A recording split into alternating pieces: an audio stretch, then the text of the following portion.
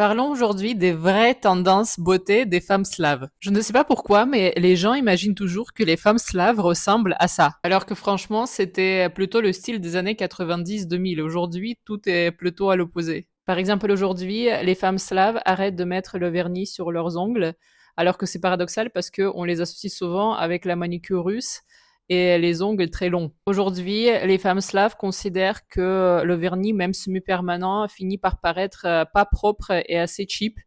Et du coup, ils ne mettent pas du tout, ou au pire, ils mettent le vernis nude comme ça, ce qui est devenu très très populaire récemment dans les pays de l'Est.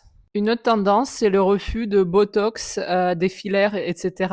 Alors que pareil, c'est paradoxal parce qu'on associe souvent les femmes slaves avec ces lèvres de canard et le visage qui bouge plus. Aujourd'hui, je vois plein de femmes qui font retirer leur Botox, ou en tout cas qui continuent de faire les injections, mais très discrètes et qui vont plutôt cibler les rides. Par contre, ils vont davantage privilégier les soins de la peau ultra pro, et je parle à la fois des produits cosmétiques et de la médecine esthétique. Je ne sais pas si vous voyez, mais il y a des soins comme mésothérapie pour les cheveux ou la biorevitalisation pour la peau, par exemple. Bon, le maquillage, c'est un petit peu la même chose.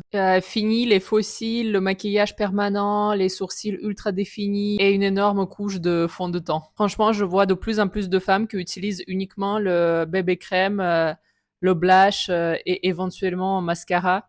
Mais franchement, c'est tout dans la vie de tous les jours.